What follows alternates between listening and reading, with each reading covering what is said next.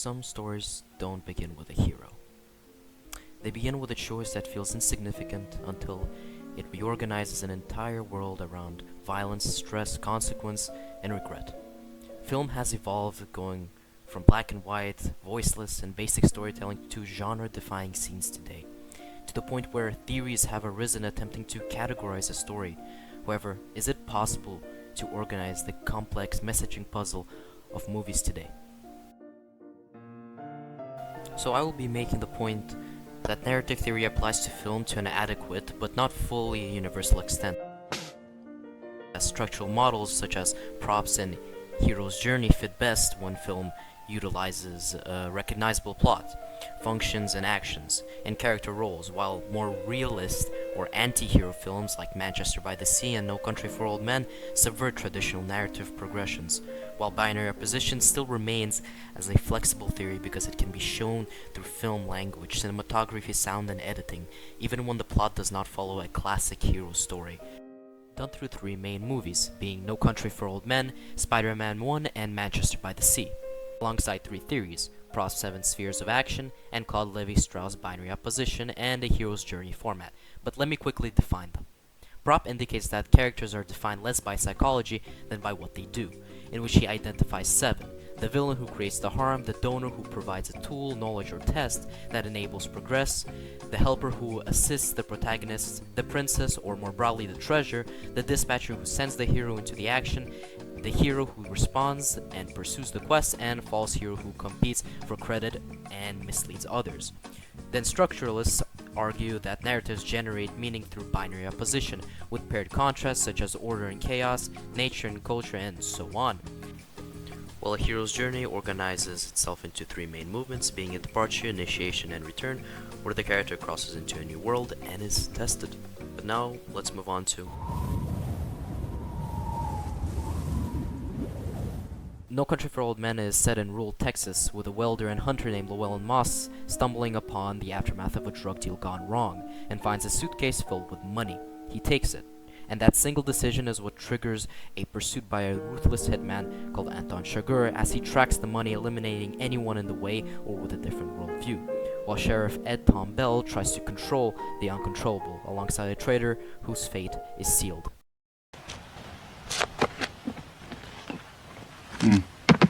Starting with this scene, Moss is thinking. Unfortunately comes the binary opposition of right and wrong. He understands the severity of the situation, yet ultimately chooses wrong, which brings forth massive consequences. But it also shows how a modern film can use structural logic while also reshaping it, as the aftermath is already a world of violence. Also in Prop's view, this would categorize the scene as an ignition, as Moss taking the money is what alerts Anton to him immediately, as Moss moves out of his home and is on the run later on. Even playing with interdiction here, as corpses are scattered all around, wide, deserted location, warned not to take the suitcase, yet he does. That depends. Do you see me? Yet once he grabs it, the shot becomes wide. It's as if he has become a frog, and found himself not in a puddle of danger, but a pond. Following this, as he stumbles to his truck, we can see the same wide shot, yet also a storm brewing in the background, a clear indicator alongside the silence that the story has gotten serious, and there is no return. Good and danger versus crooked goodwill, and civilian versus consciousness, oppositions begin, and danger with consciousness have unfortunately prevailed, as he isn't in a mere pond, he's in a vast lake. What wake would that be? I seen you was from Dallas. What business is it of yours? Where I'm from? Binary opposition becomes even clearer in the gas station coin toss scene. On the surface, this is merely dialogue, but underneath, it is a compressed philosophy of the narrative itself. The owner speaks as if life is continuous and ordinary, and nothing is symbolically charged. Yet Anton forces a worldview where one moment must carry absolute meaning, where chance is enchants to him its destiny. Anton sees the man as directionless, guided by nothing, yet Anton is guided in organized chaos, as a simple personal business intrusion causes him to play with the owner's life. The opposition isn't simply good versus evil, it's also fate versus choice, order versus chaos, ordinary life versus violence, and psychopathy versus normalcy, with language producing the escalation. Friendo. alongside the cinematography and framing, tightening and reducing the world to faces and object as the counter splits them physically, showcasing their opposing worldviews. If you don't want to accept that, I don't know what else I can do for you. The sound and the quietness are utilized by Anton to build the fear, with the coin flip being his final test of whether the man deserves his fate and survival.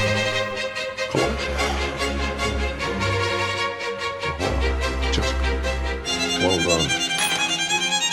He does. It is important also to note that the binary opposition isn't built here with physical violence as it traditionally is. The context is what makes it terrifying, yet it's still molded as previous scenes of violence are taken into the viewer's notice as a potential consequence of a coin flip gone wrong. A perfect transformation of a traditional theory to modern day. You don't have to do this. Which is even further clarified and amplified in the scene between the traitor and Anton, where their beliefs are directly discussed about and showcase their opposing views and opposing lifestyles. Or in other words, oppositions. If the rule you followed, what it is, of what use was the rule? Do you have any idea how crazy you are? You mean the nature of this conversation? I mean the nature of you. It is confirmed that Anton doesn't see himself as crazy or chaotic, rather he sees himself as a benevolent force in which all that he desires come true. He is confused at why another person would even question his sanity, and instead questions, ironically, another person's belief system. The great traitor values common sense, it has a twisted moral compass, which is why, funny enough, Anton meets with him. Therefore, we cannot only see once more psychopathy and normality, but we are also seeing a minor fight in Anton's consciousness between belief of righteousness versus external actions themselves. Eventually, this thought is concluded. Next, Manchester by the Sea tells a story of Lee Chandler, a withdrawn handyman living in Boston, forced to return to his hometown of Manchester by the Sea after his brother dies and leaves him as a guardian to his teenage nephew Patrick. Yet the past begins to surface through memories and encounters, especially the trauma that drove him away and fractured his relationships, leaving the fire door open, burning down his house and children.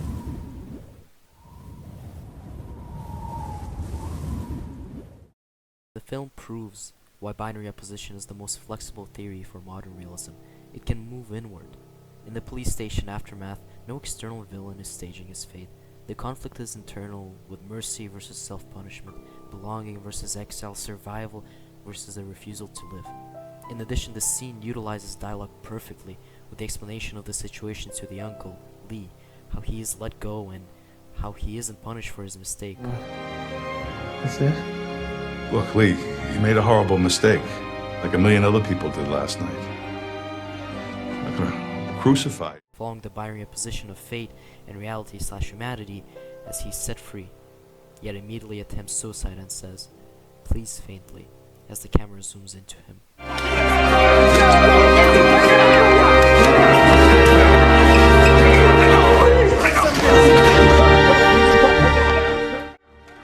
This is where modern narrative rejects a heroic arc for realism and bleak hope.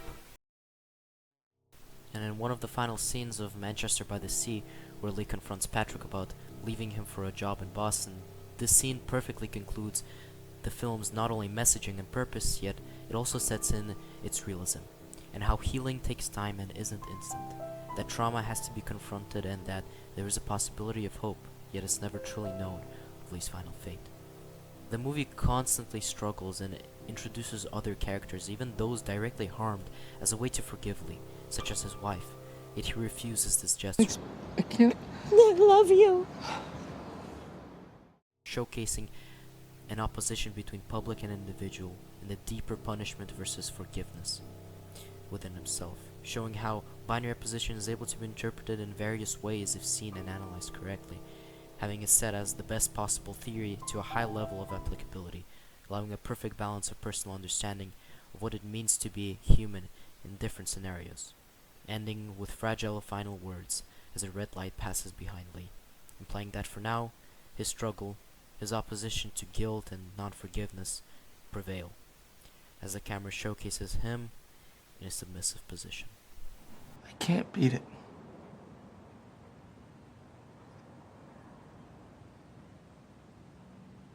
I can't beat it. I'm sorry. But on a brighter note, and last note,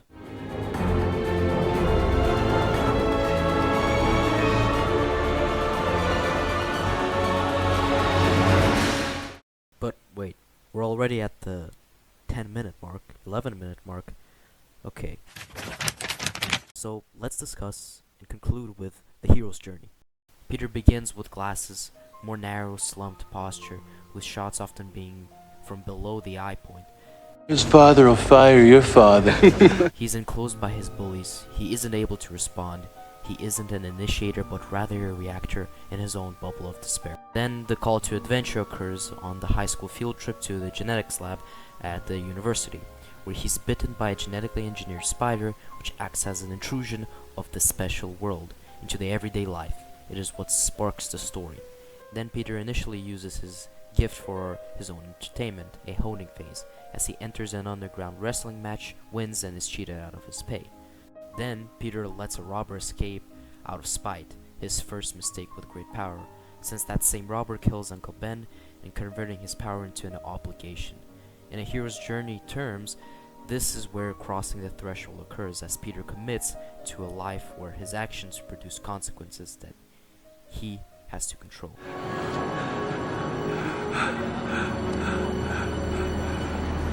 Peter. From there, the initiation phase of various quests and tests begin. Peter learns the rules of his abilities through failure and refinements and tests on criminals, finally fighting his rival and ultimate villain, the Green Goblin, and conquering him, which is where his powers were finally tested.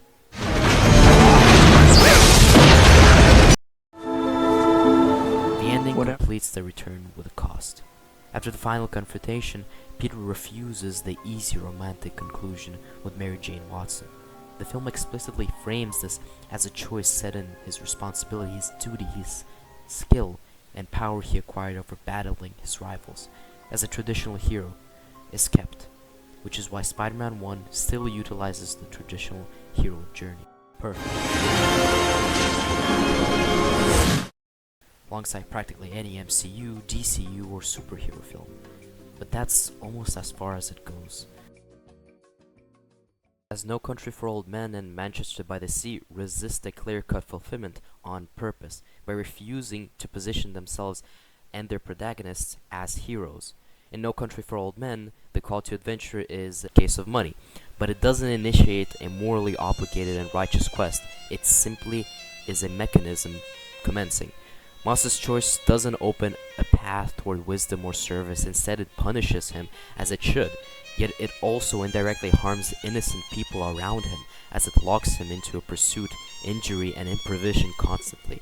There is no training to be seen, or skill that is honed or learned. Anton, the villain, escapes and survives in the end. Even if, being punished, he receives what he desired. He is fulfilled, while Moss perishes. As in every scene as shown previously, Anton stays dominant, while Moss doesn't. There isn't a mentor and no hypothesis where suffering becomes an insight, so this theory is just removed, and no return that repairs a community. Even Sheriff Bell, who seems closest to a traditional moral figure, ends up witnessing rather than solving anything, concluding the story with a potential dreamlike scenario, and a tragedy that the sheriff realizes how violent and brutal the modern world is becoming. I could see the horn from the light inside of it, about the color of the moon. And in the dream I knew that he was going on ahead. While Manchester by the Sea denies the hero's journey even more clearly, as it makes growth an impossibility. The call is present with his brother's death, the funeral, and then caring for Patrick, and it may even look like a transformative arc at first. Yet the film's defining moment is the opposite of a hero overcoming, with flashbacks over the movie punishing him further rather than healing him. Makes all all my actions when I move through the world. Lee's "I can't beat it" scene, as looked over earlier, is effectively a refusal that does not resolve into courage because the wound is not an obstacle on the road, it is the road itself. The ending is unresolved, the return is not even presented or revealed, and the conclusion is unsure. The exact opposite of a hero's journey, meaning for some films, especially realistic, a hero often never exists.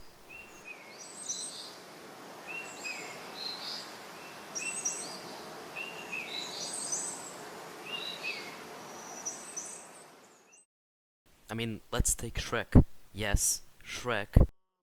He once told me the world is gonna roll me. As it can look like an exception because it follows the layout with a departure from the swamp, trials, rescue, confrontation, return, but it does so inside a parody, as amazing as the movie is. Just look at Lord Farquaad, the ultimate villain, since the dragon isn't. But it's a sacrifice I am willing to make. That's why it's less applicable. It works, but only because it's stylized and heavily altered, and because the animation allows the film to balance sincerity and satire without any realism.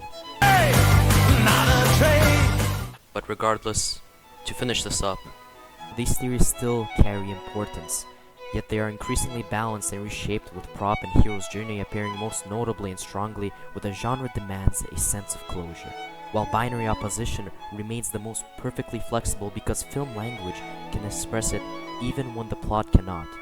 Nevertheless, to grow film, there must be a certain exchange. This may be a gamble, however filmmakers, directors, and I see it as a gamble worth taking to grow film, grow humanity, and respect tradition.